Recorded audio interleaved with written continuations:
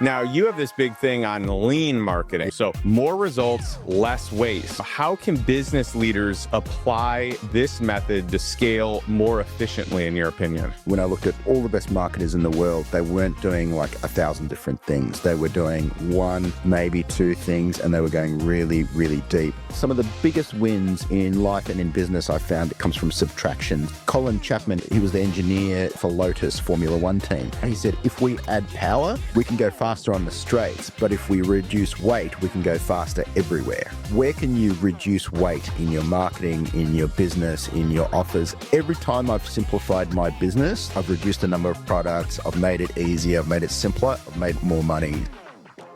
Well, Allan, so glad to have you here. Welcome to the Lifestyle Investor Podcast. Pleasure to be on, man. Yeah, this is cool. I'm glad you traveled all the way here from Australia, which is awesome, and glad to spend some time with you here. And I'm so thrilled about what you're up to in the world of marketing. You've made some major moves, some major changes.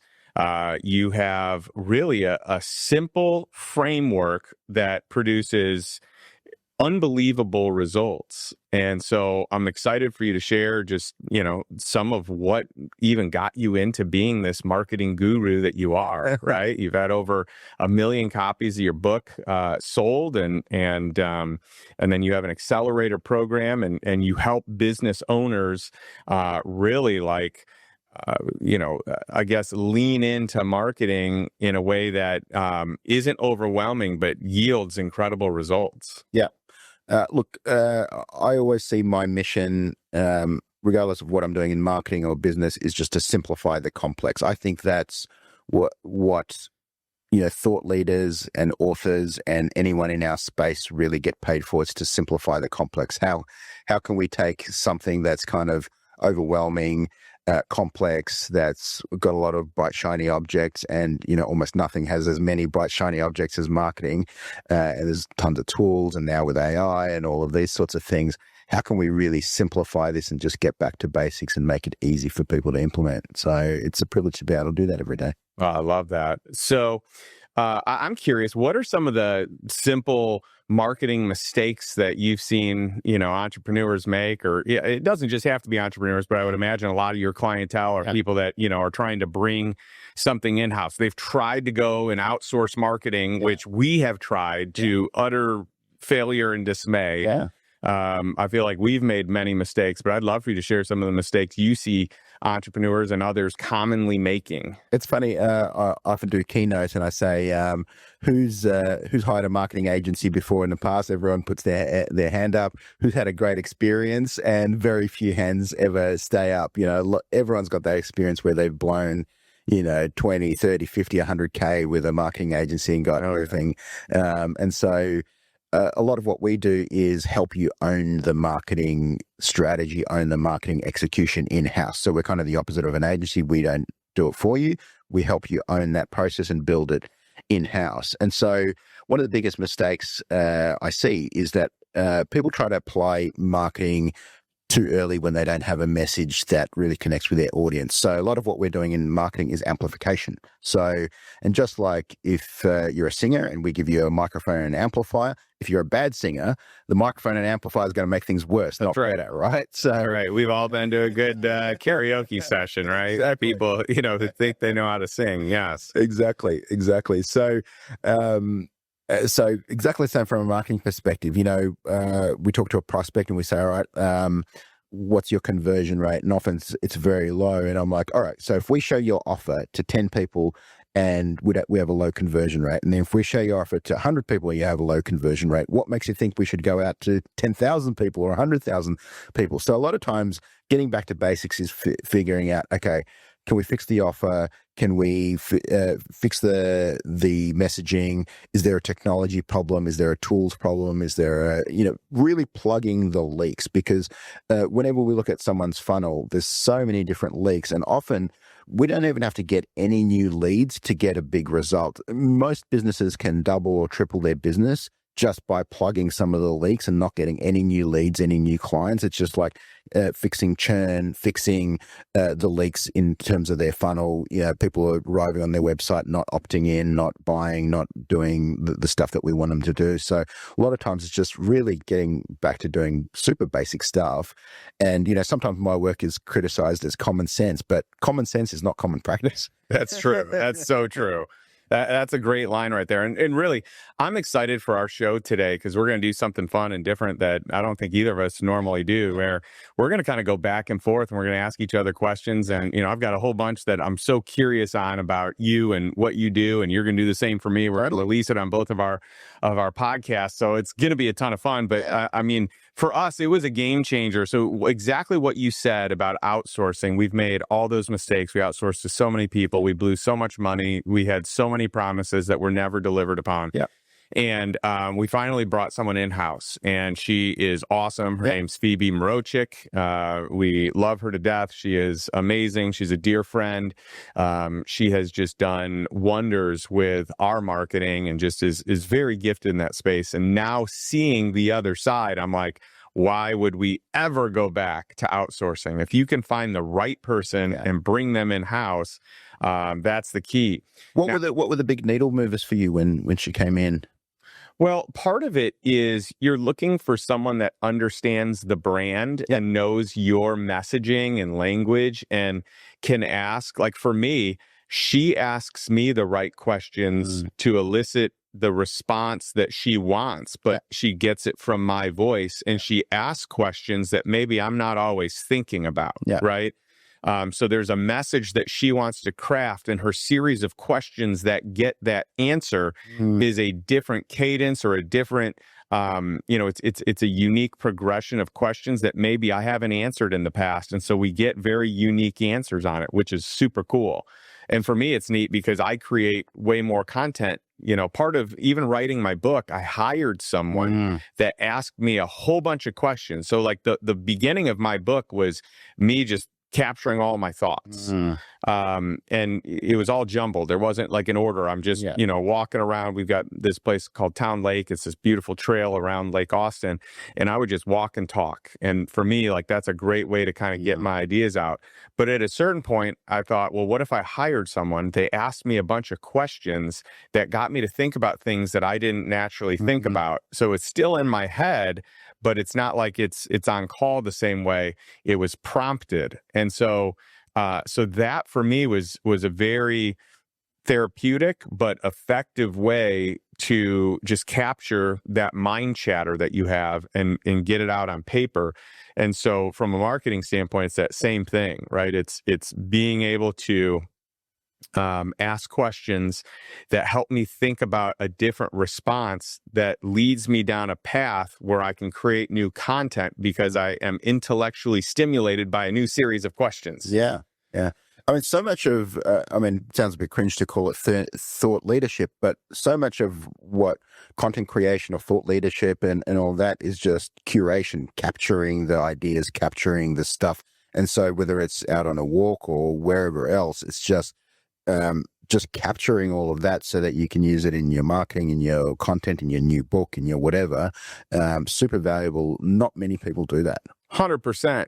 Now, you have this big thing on lean marketing. Yes. And I'd like to dive into this a little bit more. So more results, less waste, right? And so, how can business leaders apply this method to scale more efficiently, in your opinion? Yeah. So, one of the things I looked at when I looked at all the best marketers in the world, they weren't doing like 1,000 different things. They were doing one, maybe two things, and they were going really, really deep. And I thought that was interesting because we see so many people now saying you've got to do this and that and be on every platform and show up 10 times a day and all of that sort of thing. And it's just overwhelming for the vast majority of people. And totally. And I just saw this paradox. It's like, hang on, the best marketers in the world, they're doing like one or two things max, and they're going really, really deep. They're either a podcaster who's just going super deep on podcast, or a YouTuber, or they've got their email list nailed, or they're an author or whatever else. And I was the same. I mean, we're literally just now seriously adding a second channel to our business, where the book has been the main channel for many, many years, still generates tons of lead flow. One-page book, the one-page marketing plan. Make this thing off. It's gold. Thank you. I appreciate it. Now we're kind of laying into lean marketing right here. Yeah. So, look, what I found, some of the biggest wins in life and in business I found comes from subtraction. So, Colin Chapman, he was the chief engineer for Lotus Formula One team. Okay. And he said, if we add power, we can go faster on the straights, but if we reduce weight, we can go faster everywhere, right? Okay. So where can you reduce weight in your marketing, in your business, in your offers? And every time I've simplified my business, I've reduced the number of products, I've made it easier, I've made it simpler, I've made more money. So a large part of what I'm doing is subtraction.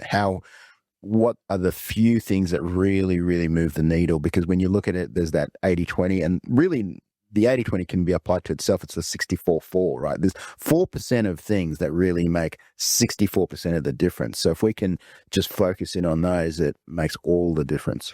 Allan, that's really counterintuitive, because I think everyone wants to add to it. I think for me, naturally, I'm just like, well, what else can we do? What other lures can we create? What other channels can we get on? What other partnerships can we form? So I love this idea of subtraction. Let's simplify.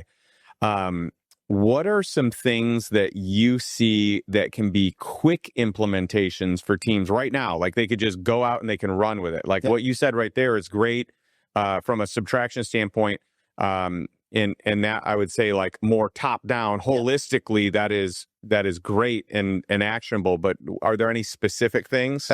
Really quick win you can get is just with a reactivation campaign. Can we reactivate people who've either churned or maybe didn't buy in our funnel somewhere down the track? Almost everyone has that list of people who, we spoke to them years ago or a year ago or whatever else. They didn't quite get over the line, maybe it wasn't right time or whatever.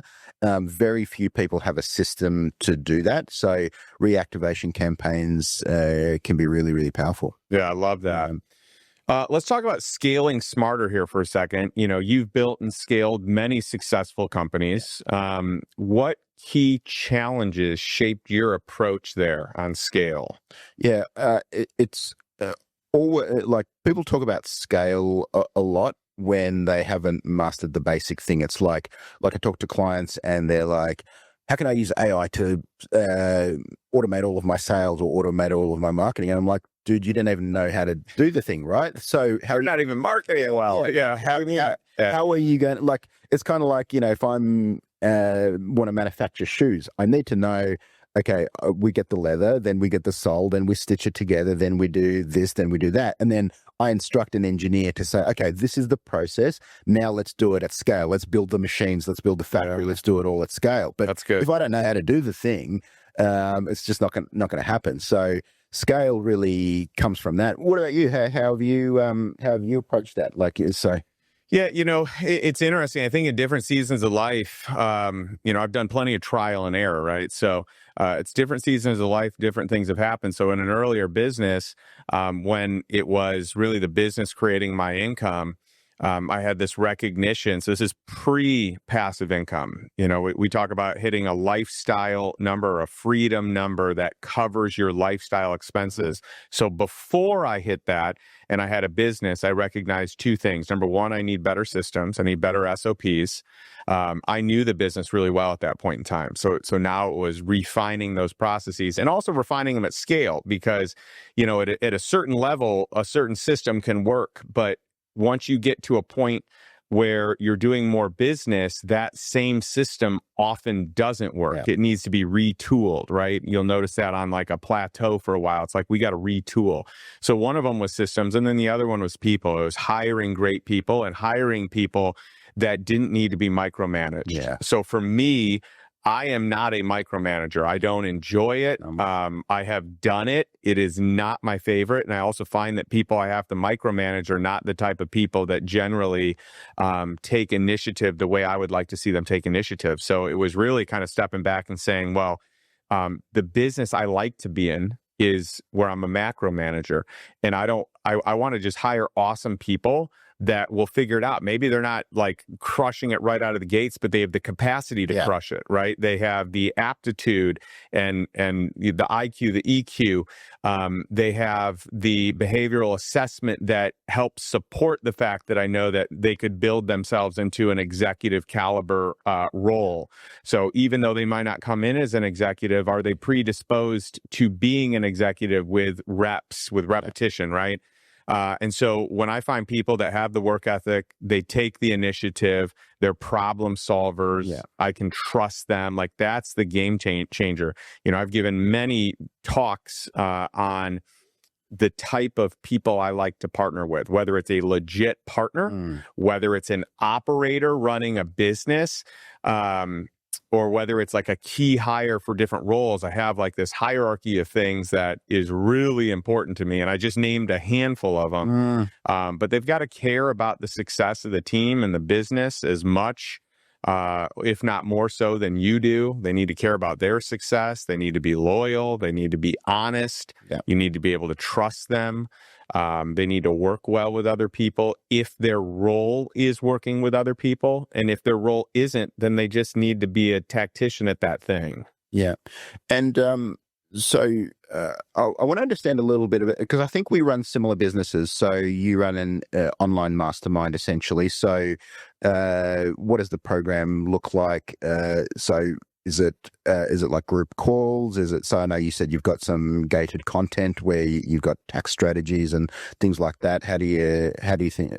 Tell me a little bit about the mechanics of how it works. Yeah, so we have a lot of free resources.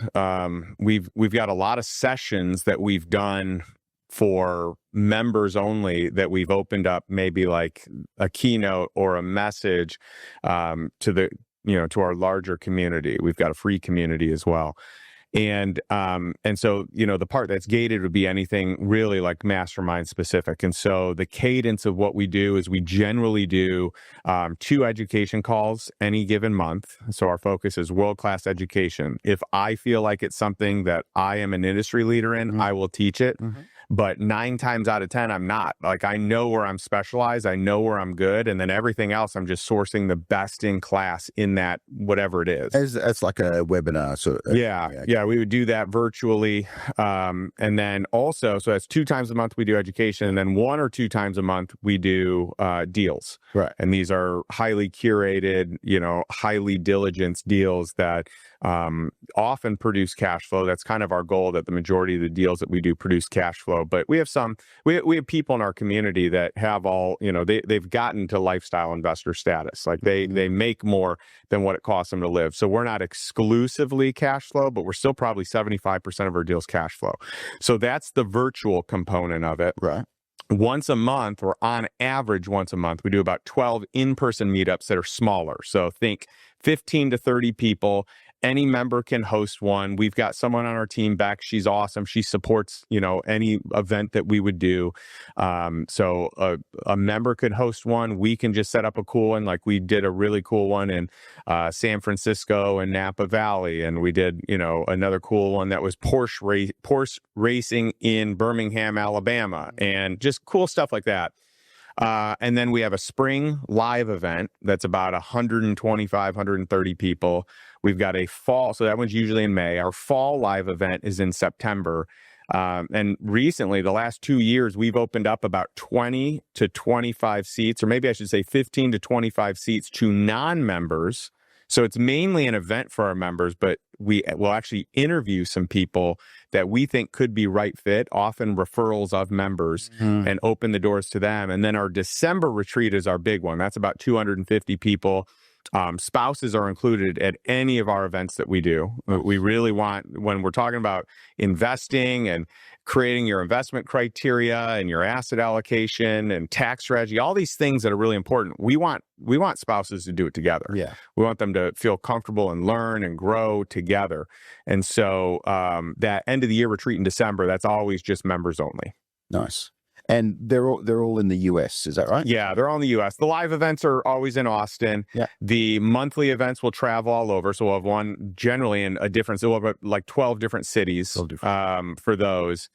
And then we'll do 1 or 2 epic experiences. So, like I told you, we're doing Japan, where we're going to hit up many of the Michelin star restaurants out there. We did a Mexico City one, which was epic. Hit up a bunch of the Michelin star restaurants, some of the top 25 rated cocktail bars, like just really cool experiences. And then we have, we're actually doing a smaller trip here to Dubai and Qatar with some of the Lifestyle Investor Mastermind members as well in November. And then, and we did one last year to Hong Kong and Taipei City, which was neat, hitting up Taiwan, before that changes. And then we're talking about next year doing San Sebastian region, Balboa, that region in Spain. It's very, very smart what you're doing, because you're really building community. It's not just about, hey, get my course, get my content, get my training or whatever. And I think that's something that we're building right now. Like, you're doing a lot of in-person stuff like that, and that really builds community. And that, people come for maybe content or deal flow or whatever, but they stay for community. 100%. Yeah. And that's an interesting thing that we had to learn, is the reason people show up is different than the reason they stay, right? So how do you find someone that's interested in the mastermind? Those reasons, and often it's from the podcast or the book, but we have a lot of member referrals. Like, our members are diehard, and we're high price point. And so what's really cool is we have a very high renewal rate, especially at our price point. But we found the reason people renew is the community, the networking, the experiences. Now, it helps when they have good tax strategy and they save some money. It helps when they have good deals. But our goal isn't to always be providing deals. Our goal is to educate people so they can learn how to fish themselves. And so we don't want people to stay because they feel like they need the deals. We want them to know how to do the deals. We want people to stay because the community, it's going to be hard to find a community as incredible as ours. And so once they're in and they see that and experience it, a lot of these guys and gals, they're partnering up, they're creating, they're helping each other grow their businesses or buy new businesses or partner on a business. And now we have different tiers of the mastermind. So, Lifestyle Investor is our flagship offering. We've got Tribe of Investors, which is our mid-tier offering. So it's like a light version, like a 50% version of Lifestyle Investor. And then we've got our young adults program called Lifestyle Investor Foundations. And one of the cool things we're doing there is we're grooming, this is like 18 to 30-year-olds, we're grooming them to be able to partner with the Lifestyle Investor members for the businesses that they're running, starting, buying, etc. That's cool. That's really clever, because a lot of coaching programs are like, hey, it's about the information. But information degrades in value over time, because you've implemented it, whatever, you've done the tax strategy. Great. I've got that. So I don't need to stay any longer. Estate planning. You do it once, you're probably good. Maybe you should revisit it once every year, every 2 years, but it's not like it's changing a lot. So, but community gets more valuable over time. Bingo. Bingo. And the more people that come in with, we always tell people, we've got 115 to 125 members, somewhere in that range, that are all experts in their craft, and their craft is different. So it's like all these niche things, all these niche businesses. Like, one of the guys in our group has the largest O-ring company. They're the largest O-ring manufacturer. So just those little O-rings, right? We've got another guy that was one of the largest steel manufacturers. And so it's like all these specialized businesses. And but what also happens, we invested in this company, and some of this I got to be careful what I speak, because it's some of this is not public, but I'm excited because I'm going to meet Mark Cuban here in a couple of weeks, because he's also an investor in this company. That's cool. And as they've scaled, they've been able to add robotics and AI to their automations. And so now you have these other guys that have done this in their businesses, manufacturing, that can weigh in and help this company. So for us, we feel like we want to invest in these deals where we can get a good return. But part of the way you get a good return is you have such smart outlier people that can weigh in to help shape and shift the return by making the company better, right? By their, unique expertise. That's cool. What does your funnel look like? So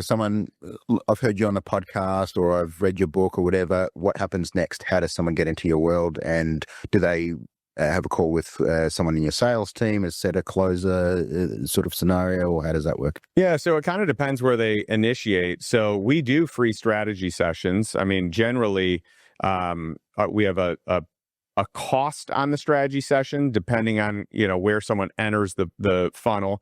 There are different promotions we'll do where we'll do a free strategy session.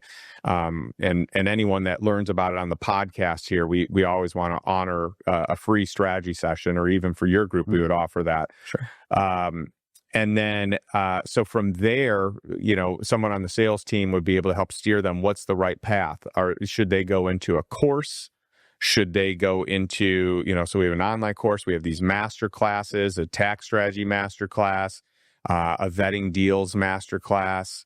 We got a mobile home park investing master class. We have all these different master classes that could make sense, a passive income master class. And then we have the different tiers of masterminds. And so that's one way that people can get in. Another way is through the book.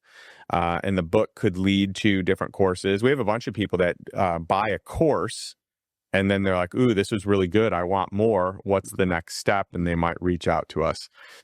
But we are trying to streamline into more of a one-on-one call so we can really cater the content and education that we provide to help people get from point A to point B, whatever it is. And each person's a little different. We'll have people that are total novices, have never made an investment once in their life, to experts that invest for a living. And our community can satisfy any place someone is, but our sales team is so good at identifying what is next for them. What is the best next step? That's really cool. Yeah. What about yours?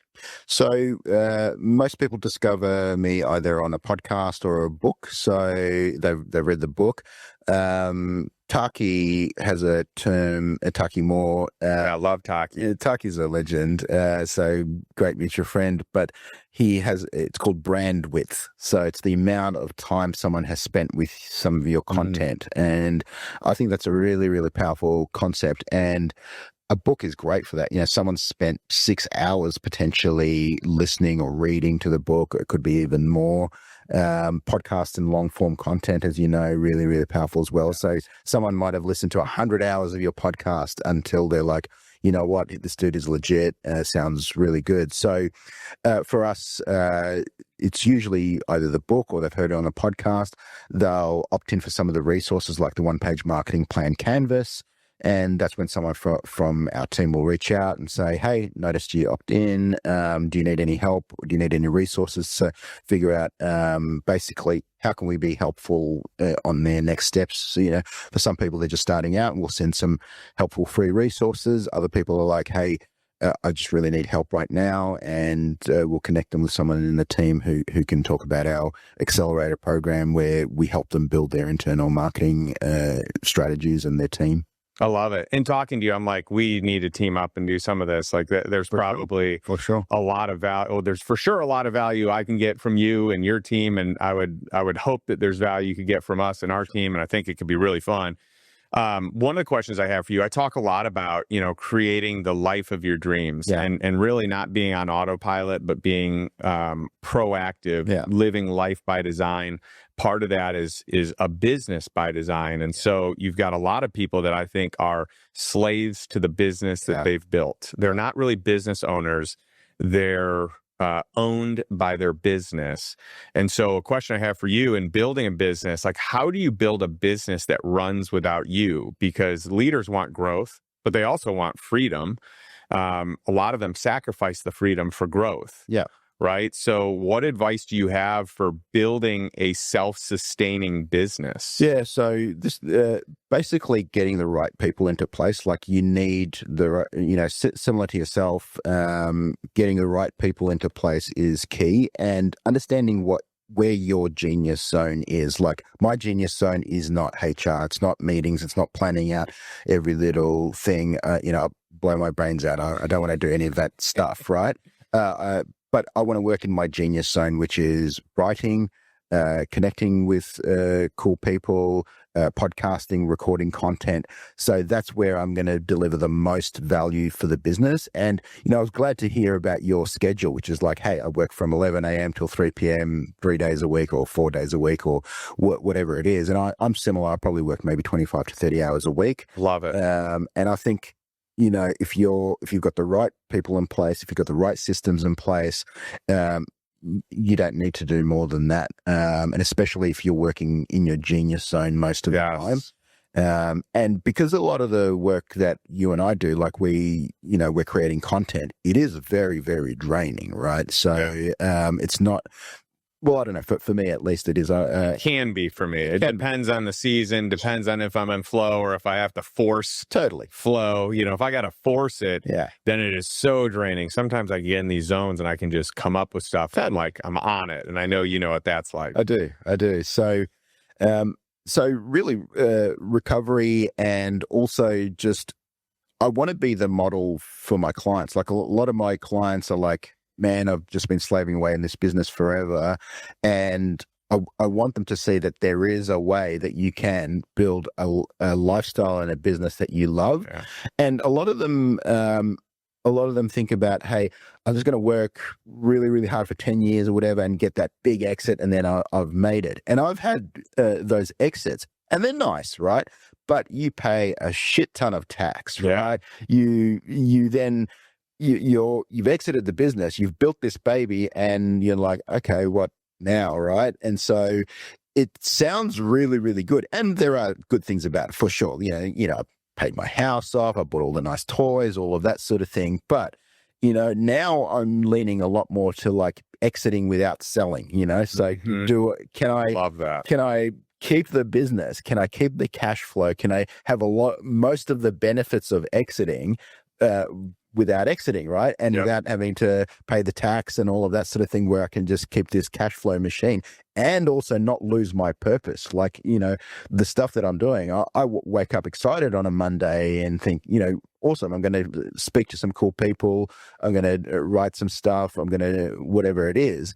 And so if I'm working on my genius zone, I'm moving the business forward. I'm also enjoying what I'm doing. And so I want to live the life that I'm really telling other people that they can do. So I don't want to be a hypocrite where you're saying one thing but you're doing another. Yeah, I love that. And by the way, I wish you would have been in our ecosystem at the time of your exits, because we save our members literally millions, in some cases tens of millions of dollars, with some of the unique strategies we use on a business exit. So we can really do a lot for people year to year with an active business, but there are so many unique strategies when someone exits that most people have no clue exist. And so that's what we love teaching, the world, anyone in our ecosystem. You came into my life too late. Well, I have a feeling you're going to have more business exits. So I think to a certain degree, it's like some businesses, they are ripe for systematizing, turning into a lifestyle business, running it. And when I say lifestyle business, it doesn't necessarily mean that you're just, like, I guess there's a couple different ways of looking at it. I mean, you can still grow it and scale it while having very little of your time. But there are some businesses that is likely not feasible, and you probably need to exit it to get to where you want to be, right? Yeah. Well, I think of it this way: every business is a lifestyle business. Just some of them are a bad lifestyle. So amen to that.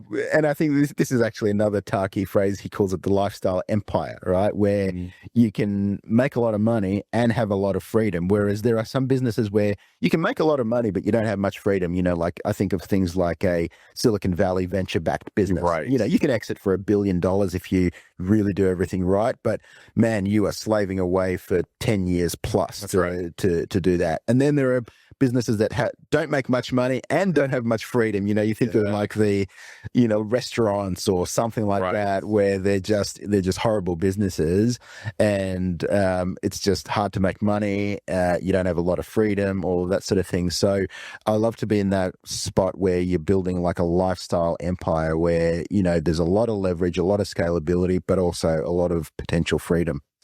I love that that framework, and Taki really is the best at frameworks. I got to get him on the podcast as well. We've talked about it, so we just need to. It's always hard for you Aussies to like get the time zones right. Between you and us, and but along those same lines, how can marketing support a lifestyle focused business model? Yeah, so great question, because lead flow kind of solves a lot of problems in your business, right? That's right. And really cash flow, lead flow, they're very well connected. So every business is full of problems, and so cash fixes a lot of problems, right? Not every problem, but a lot of problems, right? So if you've got a good cash flowing business, you can hire really good people, you can put in really good systems, you can do all of those sorts of things. It's the businesses that are kind of in that vicious cycle where they're not making much money. I've got to kind of skimp on hiring. I'll just do this myself to save money or whatever else. So that's kind of a difficult place to be. So if you can fix the lead flow issue in your business, and that unlocks so much else. That means you're going to have revenue. That means you're going to have profit. You're going to be able to hire the right people. Hiring the right people means you can deliver a better product. Means you get more referrals. So it just solves so many things downstream. So lead flow, everything's downstream from lead flow in a business. I love that, and it brings up an idea, a thought that I have on. Most entrepreneurs that I have met put almost everything they make back into the business. Okay. And by the way, we all know the odds of business success, right? In the first 5 years, it's only 5% that survive. Yeah. Okay. So you have a 95% likelihood your business is not going to make it. And most entrepreneurs are plowing all their capital back into their business. Yeah. And so one of the things that I think is unique about what we do is I study all the billionaire data, all the single family office data, the infrastructure that supports these billionaires. And it's interesting to see the asset allocation because, these individuals are so wealthy. Most of the data that I look at is new wealth, not wealth that's handed down from generation. Like actually, if you study the billionaire charts and who's become a billionaire and whatever, actually you have a higher percentage today for like the first time in a long time. This is kind of a trend over the last 3 years. You have more billionaires that are new money than old money being handed down, which is a really interesting thing. And then you have this whole concept of wealth not making it beyond 3 generations. So like there's only 10% of wealthy families have any sort of real wealth by the 3rd generation. Yeah. And so you have this lack of education around money because it takes one strategy to make the money and then a totally different strategy to grow and maintain the money, right? So you go from this concentration playbook to a diversification playbook. And so we're always trying to help founders put less into their business because there's an amount that you need to reinvest into your business. Yeah. It's likely not everything. And in case the business fails, let's allocate like billionaires do, This episode sounds like a catalog of all my past mistakes. So, I've never had anything catastrophic go wrong in business, but I was always like, if I put it in the S&P or 500 or whatever, I'll get a 7 or 8% return or whatever. But hey, my margin is like 50%. Why don't I put that back in my business? So speak to that. A lot of people have that thought process. Yeah. And so to a certain degree, that makes sense, but it's also seasonality. It's also based on the economic times. Just because that worked last year doesn't mean it's going to work this year, right? Yeah. Hopefully it does. Yeah. But what if you hit the season where that doesn't work? What if another COVID happens where that doesn't work for most businesses out there? You had a very small sliver that took off during that time, but most were materially impacted. And that's the whole reason we had PPP and all the other, government subsidies and handouts, at least in the US. And I know that it happened in other countries as well. And so my argument to that is if you have all your eggs in one basket and that basket ends up breaking, now you're in trouble. Yeah.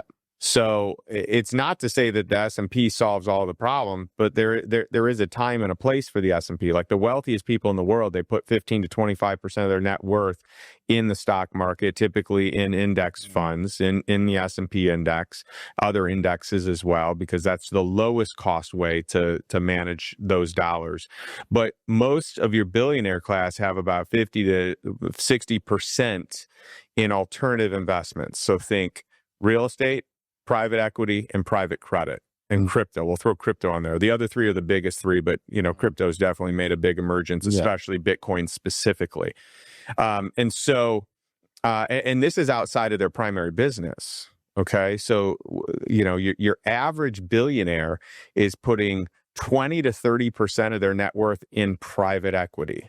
How much should I be allocating, and at what state? Like, I'm assuming you're allocating more as this business gets more mature. Earlier on, you're investing more in the business, or how do you think about that? Yeah, you probably in the early days do need to put more in, but just because you've done that all these years and now you're mature doesn't mean you need to keep pouring in just as much money. And just as much money may not grow it the way that it did before, right? So I think we need to be, judicious about the dollars and the actual result of those dollars, the ROI on that investment back into the business. Because what if you could get the same result with 30% of the money you're putting in or 50% of the money in versus 100%? Yeah. What if we could carve off 50% of that and we could start allocating, 5 to 15% to private credit and 20 to 30% to private equity and 10 to 20 or 25% to real estate, right? Like now you're diversifying. If anything happens to your business, you don't have all your eggs in one basket.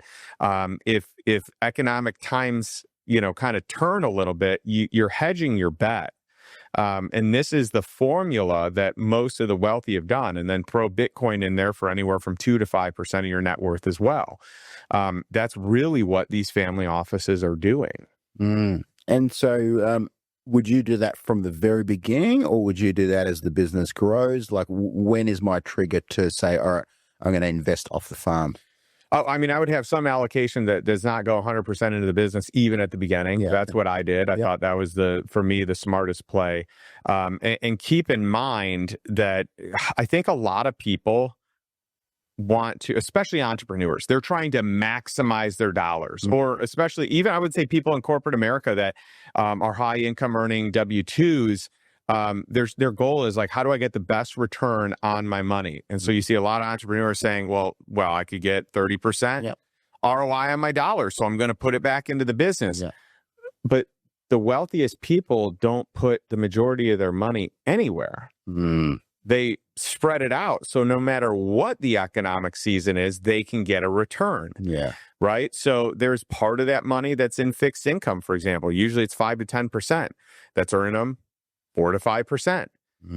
Could they be making more than 4 to 5%? Yes, but that builds a liquidity pool that if they need to pull that money to make an investment or put it in their business or whatever, they have the money available, right? So the goal isn't to make 15% or 20% on that money. The goal is actually to make 4 to 5% on that money. Because if we have another turbulent season, that money is likely going to perform and the other money may not, right? That other capital may experience some fluctuations or volatility, right? Yeah. And so, real estate generally over the long haul is going to grow at about 10% a year. Okay. Maybe a little less in some markets, maybe a little more in other markets, but it's a great store of value. Okay. With some tax benefits to it. And so those tax benefits can help you keep some of your money today that you can then invest back into your business or into other investments. And so, I think people need to get out of the mindset of how do I earn the highest return on all of my money? No. We have these different pools of money and we need to be comfortable at 4 to 5% here, 9 to 10% here, 12 to 15% here. Hey, let's swing for the fences with 1% of our net worth. That's it. Let's not get too crazy. I know a lot of entrepreneurs are like, I know how to run a business, so I'm going to go ahead and plow a bunch of money in other startups. The wealthiest people at max have 1% of their net worth exposed to early stage investing. Yeah. Right? At max, they have 10%. They're 4 to 10% generally in VC, venture capital. So that's still early stage, just not as early as like angel, seed, pre-seed type of investments.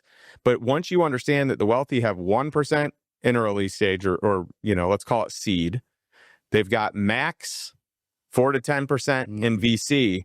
Well, the rest of it is in a lot safer, secure. So it's like 11% on the early side at the max. Well, I know a lot of people that put more than 11% of their net worth into riskier stuff. Yeah, I've seen a lot of fortunes disappear because someone was way too concentrated, especially in a business, because in a business, all sorts of things can go wrong that are out of your control. Like you could get sued, or some government change, some regulation change, some whatever. And if you just keep reinvesting in the same thing, you're really, really exposed. Totally. Real quick, and on that point, but hold your thought because I want to get to it. Think about a bank. Banks being the most conservative lenders out there, one of the number one things they look for when they look at lending you money is concentration risk, right? So entrepreneurs don't often think about that, but that's like the first thing that banks think about. And I think we as entrepreneurs need to be thinking more of concentration risk. Yeah. To your point.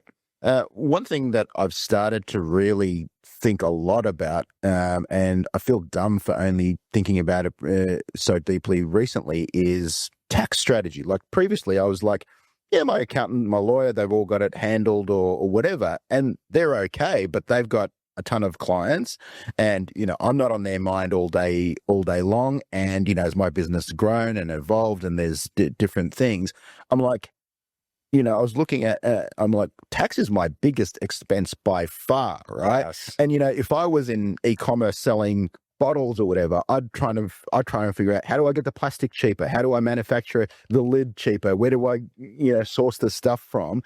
Because that's an input expense. And I'm like, this is my biggest expense. And I've spent so little time on actually really understanding it in depth. I understand it, a little bit. So I've spent like the last 6 to 12 months just going really deep, understanding all the different strategies. I'm sure I haven't even scratched the surface, but this is something that a lot of people don't pay attention to and don't structure correctly for. And there's a million different ways that and it's a very complicated topic as well. It totally is. And this is the fun of it. Like when you learn that tax strategy is the biggest game changer of them all, it goes from being boring to really cool. Yeah. All right. So I do a lot of keynotes as well. Actually, not as many as I used to, but I still love to do some keynotes. I like to at least do 6 a year.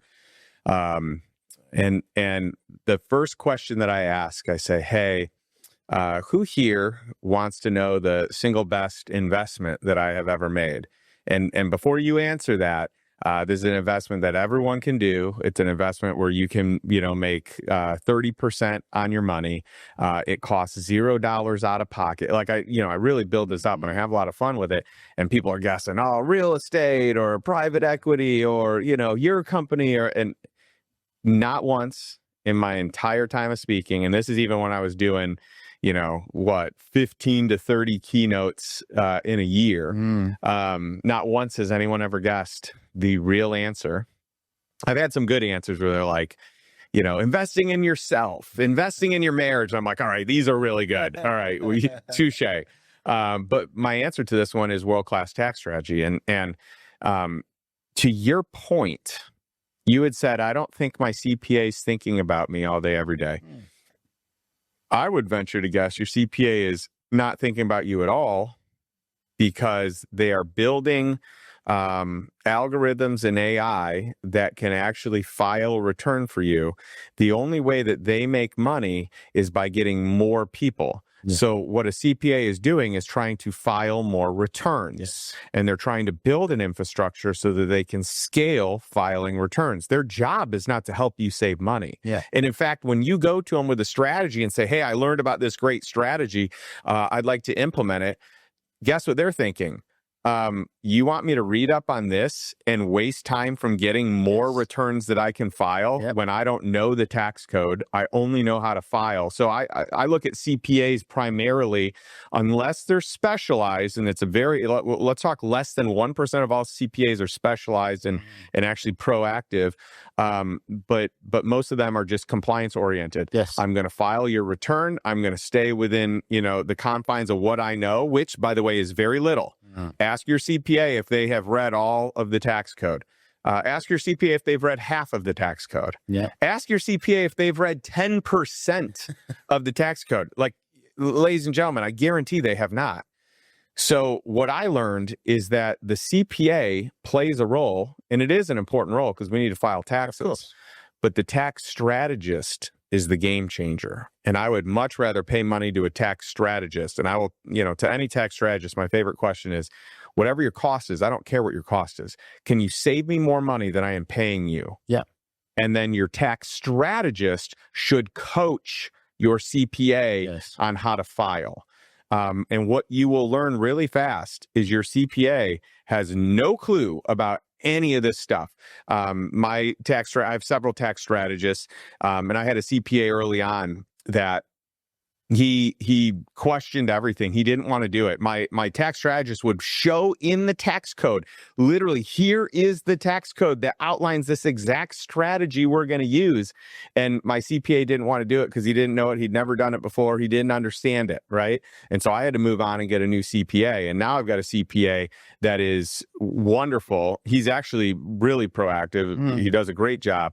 And he works well with my tax strategist. Okay. So now when he hears something from the tax strategist, he's like, ooh, that's really good. And in fact, I wonder if this could benefit my other clients. Like, that's the type of CPA you want. My current CPA actually does read the tax code and is really good on that front. But think about it this way. You save $30,000 a year in taxes. Okay. Doesn't sound like a lot. I mean, anyone would take 30,000, right? That's great. You do that over 10 years and you invest it. I always tell people, invest it in the deals that we're doing. Let's just give century-old numbers. All right. The stock market, let's just talk S&P 500 only. S&P 500 is around a 9 to a 9.5% return before taxes. Okay. So it's actually less after taxes. So 9 to 9.5%. Let's just be generous and call it 9.5% for the last 100 years. Okay. Alternative investments are just under 15%. So you have over 50% greater return on your money in alternative investments. And then what we're doing in Lifestyle Investor, we're generally outperforming that. Okay. So, but let's just use 15%. 15% on that money over 10 years. Now that's over $1 million. But let's take that out 30 years. That's over $13 million. That is life-changing, legacy-changing, family-changing money, all from just taxes. And by the way, I guarantee for entrepreneurs, we can save you way more than $30,000 a year. I wish it was only $30,000 a year that I'd blown. So, and the thing that I've learned, and I've learned this in many areas of my life now, in my health, in my wealth, in my business, that it's on you to know the core strategy. Like, yes, CPA can help. Yes, a tax strategist can help. Yes, all of that. But you've got to be the one driving it. You've got to be. So no one's going to ring you up and say, hey, I found a new strategy that you could incorporate here or this way or whatever. So you've got to really be on top of it. Same with your health. No one's going to ring you up and say, hey, I think you should go do this and this test or whatever. So you can have your team of advisors, you can have your strategy team and all that, but you've got to really be on top of some of the core things in your life. Yeah, I try and share with people the story for me is I tried to outsource my financial education to others who are experts. And I found out real quick, they are just not good. I mean, look at all money managers. In the last 15 years, only 5% have outperformed the S&P 500 index. So that means 95% of money managers out there, you're going to pay more for less performance. And it gets even worse. Over the last 30 years, it's under 1% that outperforms the S&P 500 index. So if you are investing your money for the long haul with a financial advisor, there is a 99.9% chance you are going to pay them more money to make a less return, lesser than what you would if you just invested in the S&P 500 index on your own. Okay, so knowing that, I totally shifted my strategy and I said, I can't outsource this to someone else. I have to in-house this. This has to be something I choose to learn, get good at, and take ownership of. And tax strategy falls into that same bucket, right? I cannot outsource this completely. If I can find the right tax attorneys and tax experts, which I have, they can be a component or a layer of it. But I still need to be doing my homework and my research, and I need to be like upping my game in the tax world, coming up with creative strategies. I just sent one to my attorney and to my CPA this week that I found, and I was like, how have we never found this one? Like, tell me this doesn't work. It looks to me, based on the tax code, that this works. How have we missed this for all these years? But they didn't catch that one, and I did. And it's, it's to the tune of about $150,000. Yeah, that's real money. We wouldn't have found it if I wasn't studying it. So important. And now, I've gotten to the stage where I spend a certain amount of time on my wealth strategy, just like I spend certain time on my health and things like that. So just having allocated time for that, because we can get so busy in the weeds running the business, and our biggest expense, like tax, like all of the investing and things like that, just kind of goes by the wayside. Yeah. Well, we're kind of wrapping up on our time here. Tell us where we can find more about you, because today has been invaluable. This has been awesome. This has been really wonderful for me, and I've got to imagine other people are really enjoying it too. So where can we learn more about you? I'm at leanmarketing.com, and my books are The One-Page Marketing Plan and Lean Marketing. And how about yourself? You can go to lifestyleinvestor.com. We've got free resources to all different types of courses and masterminds and master classes. But probably the best place to go if you want a strategy session where we can help kind of create a plan for you specifically geared towards where you are and where you want to go to lifestyleinvestor.com/consultation. And then one other gift I'll give your audience is if you go to lifestyleinvestor.com/roadmap, we have like a 2-hour session that we did, my COO, Ryan Casey, and I, on the asset allocation of the billionaires and how they do it, how they break it up. And we get into a lot of details. And then we talk about really the roadmap to passive income with a passive income calculator, so you can actually figure out how to hit your freedom number through asset allocation and through the returns in each category. Amazing. Thanks so much, Justin. It was so cool catching up and talking to you. Thank you. Thanks to you as well, Allan. Thanks for coming into town. This is a blast. Always is hanging out with you, and I look forward to the next one. And I love ending every episode here to our audience with a question to them. And my question is, what is one step you can take today to move towards financial freedom and really move towards a life by design? Most people live a life by default. That's not on their terms. How do you move towards a life by design, one that you want to be fully invested in on your terms? So what's one thing you can take from Allan today to move in that direction? Thanks, and we'll catch you next week.